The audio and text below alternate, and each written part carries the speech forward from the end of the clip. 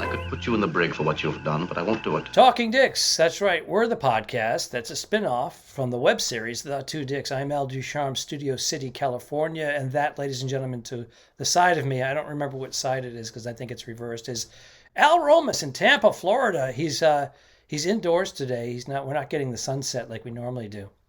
No, it's a little warm out there. I thought I'd mix it up. You know what I mean? For the thumbnail, make it look different, so people grab it on YouTube and people are like, oh my God, he's at the Met in New York City, or is that a Van Gogh behind him? That's a Van Gogh. I was a different guy, not as popular, a little cheaper than. He had two ears. He had two ears. He had both ears and a full set of nuts, and his paintings go for a little cheaper. But I'm indoors. I was gonna, be outside, but we want the patrons to see different things. Join our Patreon, $5 a month, $10 a month, whatever you want to pay, and see the video. People still don't know what Patreon is. It's Patreon. disgusting. You become a member, you get exclusive videos and videos of this particular podcast and other things. You get prizes, you get gifts. Merch.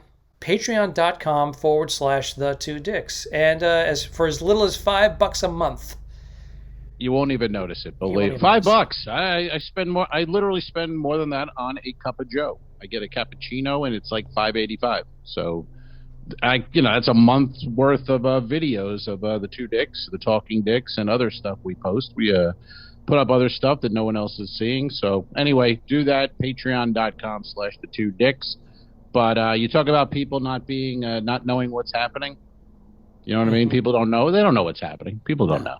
No. Well, yesterday, sir, yes. I have a storage unit. I have some stuff in storage, and I tried to pay it online. Every month I pay it online, storage, pay it online, and it's $100 a month. That's the price, $100 a month. Not bad, right? No, not bad. Speaking of Joe. 2021 pandemic, not bad. Delish out of a two dicks mug. Delish.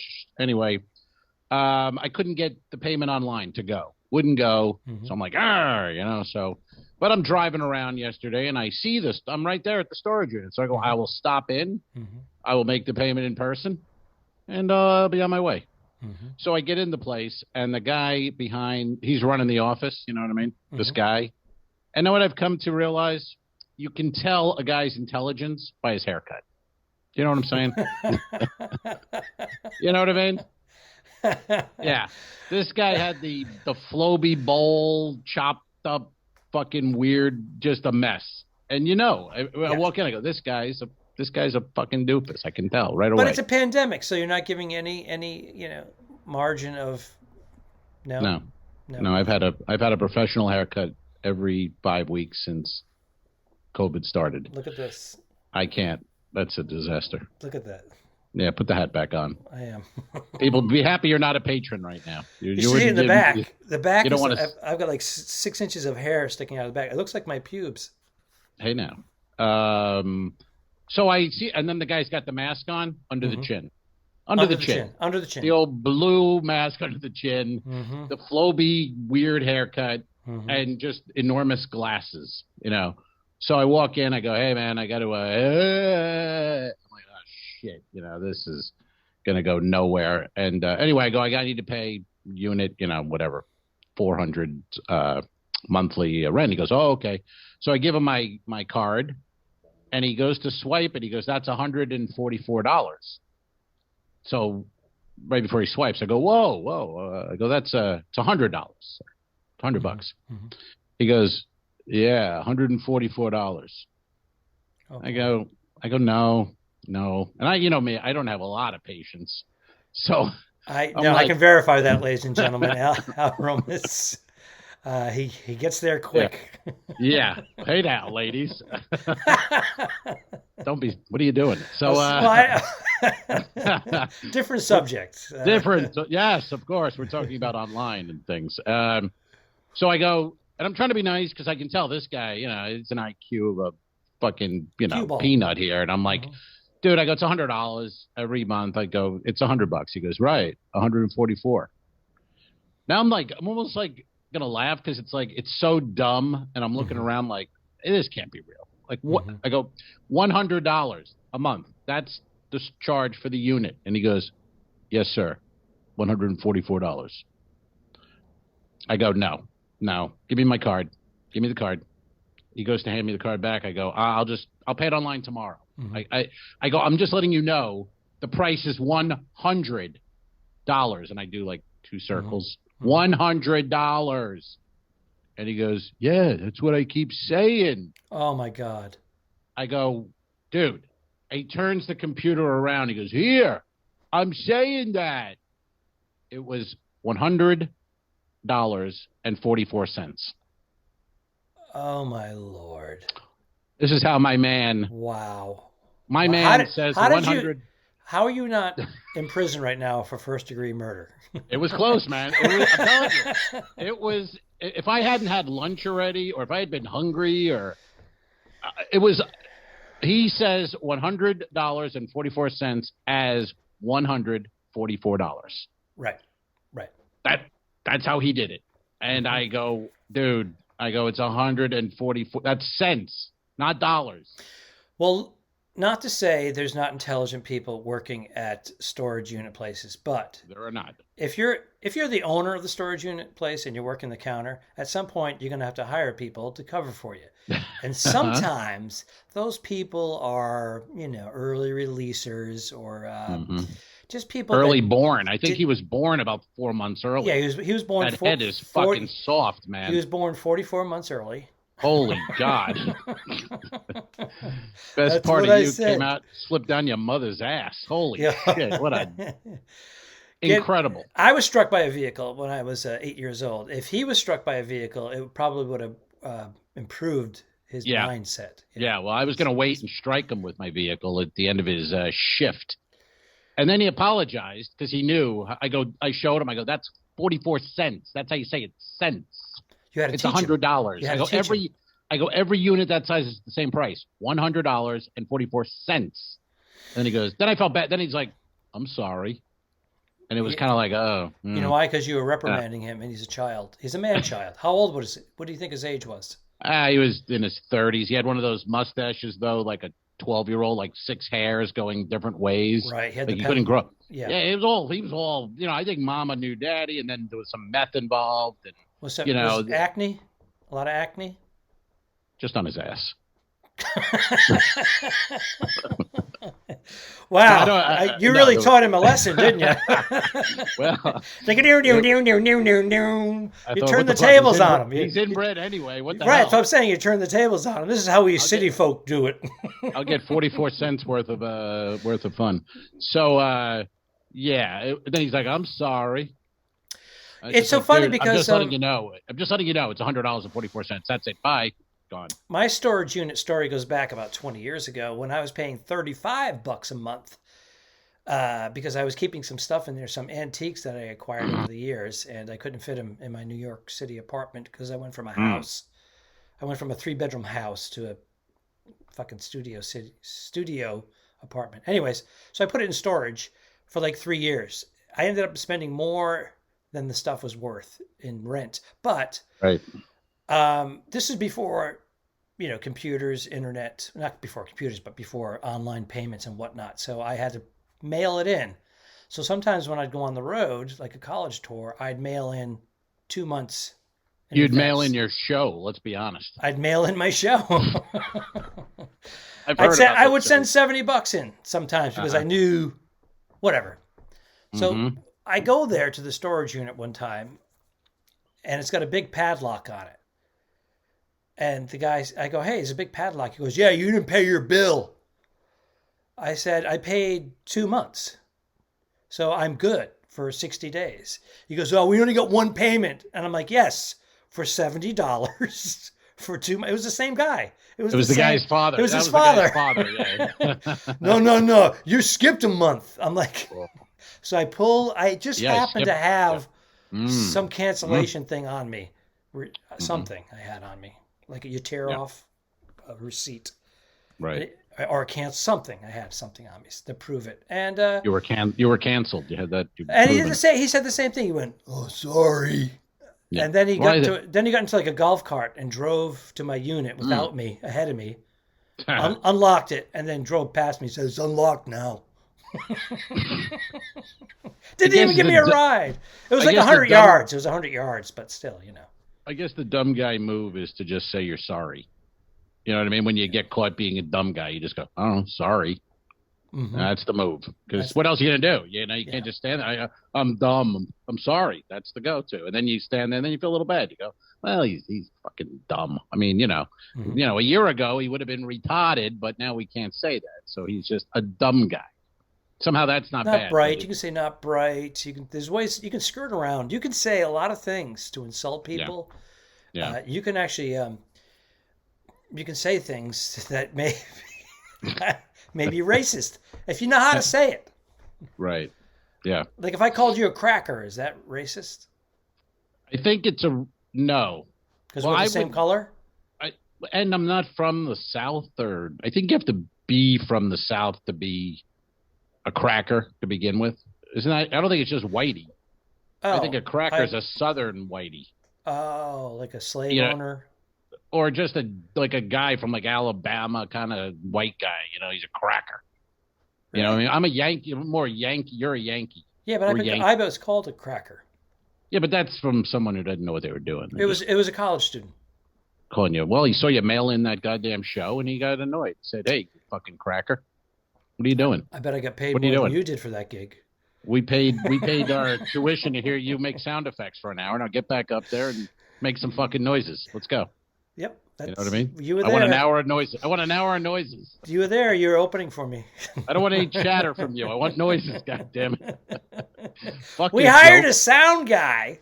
Fuck your joke. Start squawking like Star Wars. Let's go. First of all, the sound guy is in the booth working the sound. I am an artist. I'm a sound artist. A sound artist. Okay. Yeah. Okay. Good to have that straight. I just coined that. Oh my goodness. An envelope artist. Do we have questions? Woo! Yeah. My favorite part of the comedy podcast. We have a question. Okay, this is a question, and this is you can ask these on Instagram. This one came on Instagram story. Mm-hmm. This question was asked from this is from one Hannah Dorr, who lives in Maryland, mm-hmm. and people may remember she was a guest. She's my niece, and she was a guest on a Talking Dicks episode back during Christmas time. A longtime follower and supporter of these two idiots. That's true. I can't even say two dicks when talking about your niece. I just feel weird about it. Good. keep that going. Let's see the question here. Oh, here we go. How did you get into comedy? This is actually for Ducharme. I know Romas' story, but Romas is also welcome to share. Oh, thank you, my lovely niece. Thank you. Thank you, Hannah, for your question. Alfred, mm-hmm. I guess the floor is yours, and you can tell us how you became a noise artist or whatever it's called. A noise artist. As a young lad, prior to stand-up comedy, did you do your little snore thing? Did you sneak that in there? I'm working on my noise art. You're stealing the sound. See, all comedians do sounds. Mm-hmm. Every single comedian has done a sound effect in their act at one point or another. They may not do it anymore, but at some point they've done so, whether it's a little snort, or something, or a voice, or a high-pitched voice, or a woman's voice. They've all done it. So prior to stand-up comedy, I was doing reel-to-reel recordings on the big reel-to-reel, what is it, 1/8 inch tracks. My parents had this. You know what I'm talking about with the big circles? Yeah. I was thinking it was 1/8. I think it was 1/8. Yeah, and the sound quality was incredible, and it had a big 1/4 inch plug-in RCA plug-in microphone with a big thick cord. It was like a real NBC News microphone. It sounded awesome. So I would get together with my friends and we'd write little stories. And I had a sound effects album. This is albums. And you had to actually put the needle on each sound effect that you wanted. And there was a list of the sound effects on the albums. or on the album cover. So you had to look and say, okay, put it on number 7 and play the sound effect. Of course, in rehearsal, that was easy. But when we were recording, live recording, you couldn't put the sound. It was too difficult. So I started doing them with my voice. It was easier for me just to do the sound effects. You know, a gun cocking, a door opening. So let's move ahead a few years. We're looking for talent night, magicians, singers, and comedians to perform and win cash prizes. Well, I was always a performer throughout school, class clown. And you got that door cocking thing in your back pocket. That's right. You're ready to go. That's right. So I can do a door cocking. I put together 5 minutes of material of impressions and sound effects and storytelling, which I was doing with my friends on this big reel-to-reel recorder, and I brought it to the stage, and the audience loved it.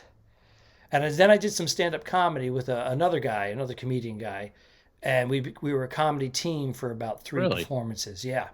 Oh, did he continue on? He did. And that man was? We're not speaking, so I'm not even going to mention his name. I'm not even going to give him credit. But we performed 3 times together live, and then we went it was Kevin Hart. It was Kevin Hart. And I outgrew him. Thank you very much. Because he's small. So I had started doing it by myself, and I incorporated my impressions and my sound effects and storytelling styles. And I started getting offers to open up for bigger comedians. And that's how it all started at Periwinkle's at Noah's Arcade in downtown Providence, Rhode Island. Well, there you go. How about that? I knew most of that. That was good. Good backstory. Let's hear yours. I was. I think it was in episode 41, but I'd like to hear it now. This is 95. Mine? No. This is episode. This is volume 95. Oh, volume. Is it? We're at volume 95. They said it couldn't be done. They didn't think we would make it to 10. They didn't. They said, no, you're not going to do 50 of these. You're not going to do. We're going to keep going. Mm-hmm. We're 5 away from 100. 100 in the books, complete volumes. And the critics panned us, and we kept going, and we got so bad we became good. Well, let's not get crazy. We just kept we kept going. We kept going until that door cocking story, and then we hit a wall just now. Once the door cocked at midnight, we hit a wall. Yep. But this will actually be, we're coming up on volume $144. If we should have that tard from 144. 140 volume 144. I know what you're thinking. This here is 144 Magnum. No, not the same. Not the same. Go see. Close. How much did you pay Hannah to send in a question, by the way? $144. She must be bored. That's the $144 question. She's doing college virtually. They just moved. She must be bored going, all right, I'll ask a goddamn question. What the hell? Sure. We'll hear Ducharme's backstory. You know, why not? She is such a good person. She gave up. You went to visit for the holidays, and she gave up her digs, her bedroom, for her middle-aged, smelly uncle. I mean, that's cool. That was pretty good, huh? Yeah, not bad. I was ready for the couch, and she said, no, you can have the room. And then she was out. She had friends. She was doing some sleepovers. But it was great not to have to crash on the couch, which, I was ready to. I mean, we've all done it. Mm-hmm. And I do it about once a week when I get into a fight with my wife. That's it. Just once a week? That's not bad. Once a week? Once a week's not bad. All right. So that was it. If you have a question you want to ask us, just go on Instagram, Twitter, Facebook, YouTube, and type in a question.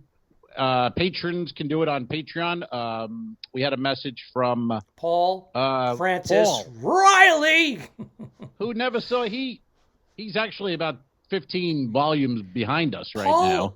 Paul, he's a smart dude, but he'll go into these periods where he just like checks out from society, and he's an artist too. So that's good. He kind of then he comes back, and then he's like, "Wow, what have I been missing?" He's like, Rip Van Winkle. Rip Van Winkle. They used to call Brian Regan Rip in college. That was his nickname because he slept all day. He didn't go to classes, so his nickname was Rip. So if he's doing a gig and old college guys come to see him, they're always like, "Hey, where's Rip? You gotta say hi to Rip." Like, who's that? It's Brian. I just saw him in Louder Milk, the Peter Farrelly thing with Jackie Flynn. Jackie showed us on his computer, on his laptop, whatever.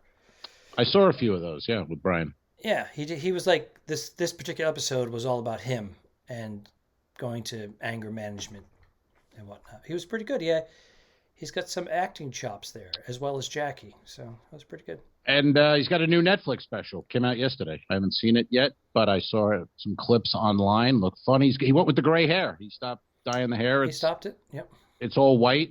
I think that's his opening. He came out and said, "Let's address it right now. Get it out of the way." But we're getting off track because I still want to hear a recap of how you started out in stand-up comedy. Oh, it's an old story, Alfred. I was in the Navy down in Norfolk. Navy. Hi, sailor. Do you want the top or the bottom bunk? Okay. Is that... I keep forgetting you're a voice artist.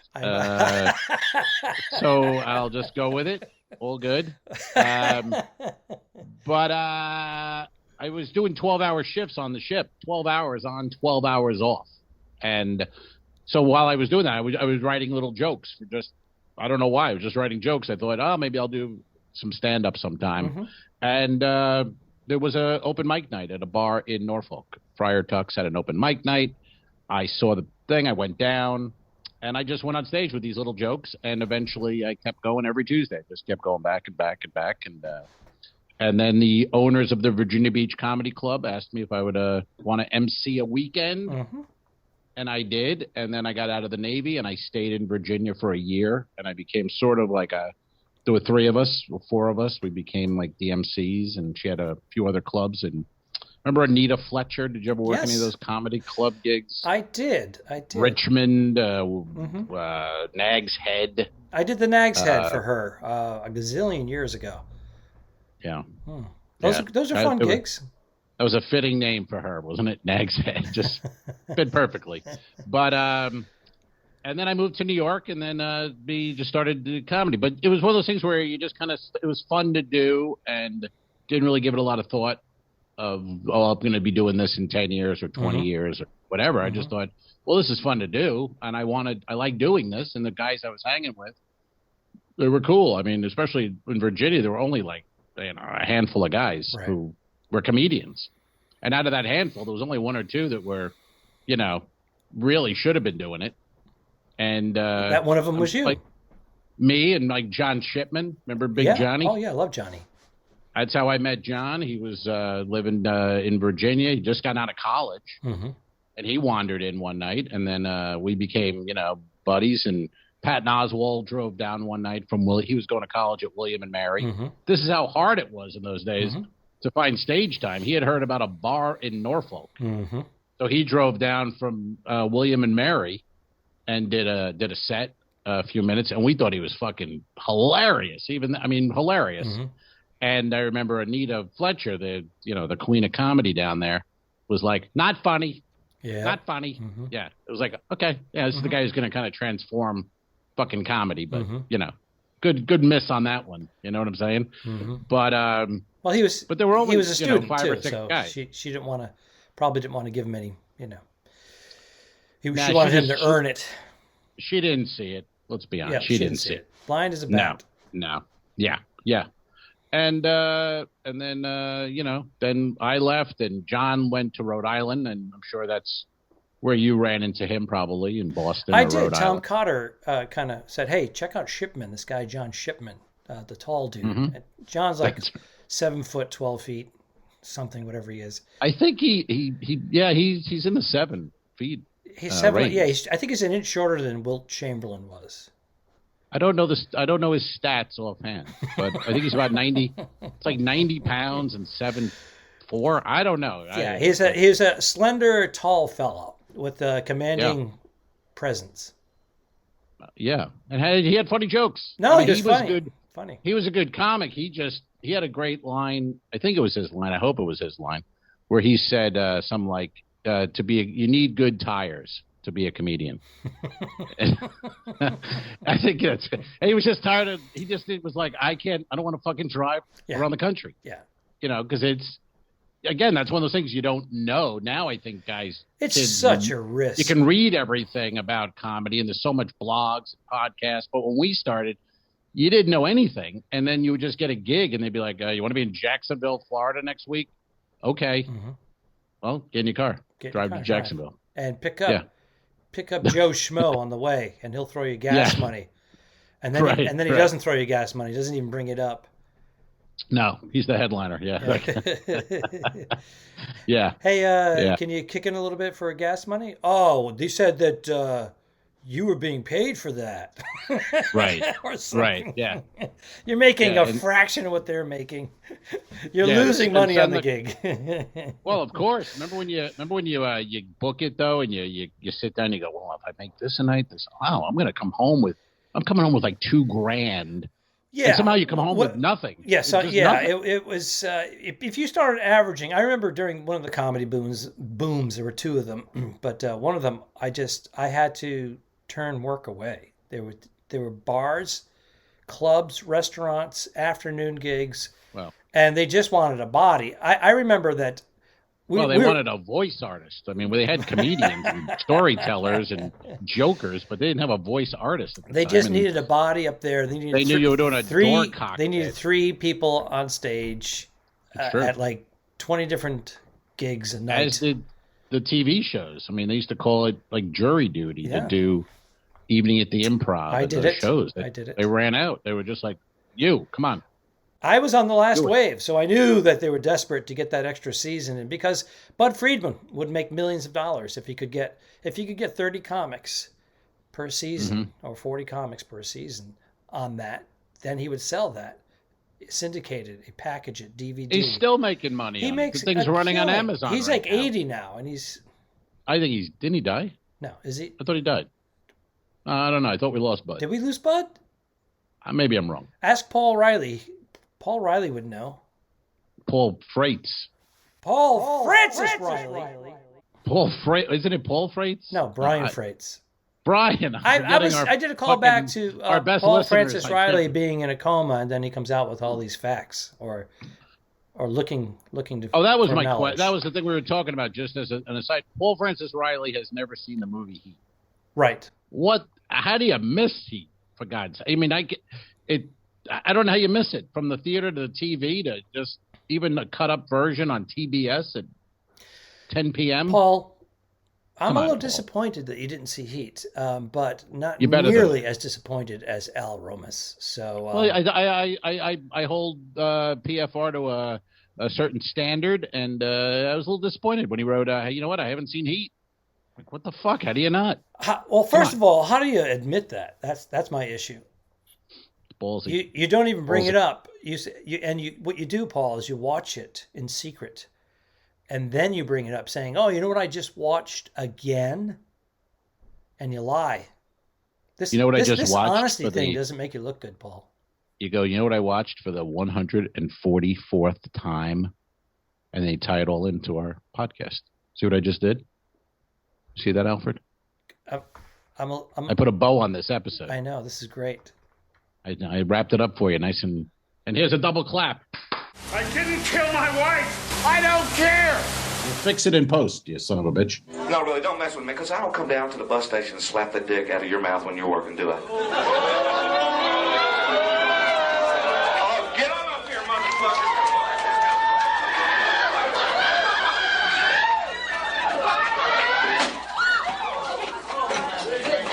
Give me security.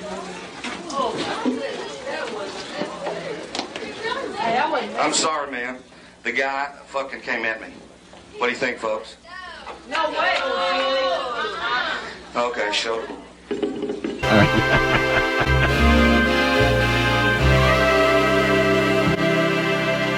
Subscribe. Mary. Go to patreon.com/forwardthetwodicks. If you shoot me, you won't see a cent of that money. Why? I think it ends on that. That's beautiful.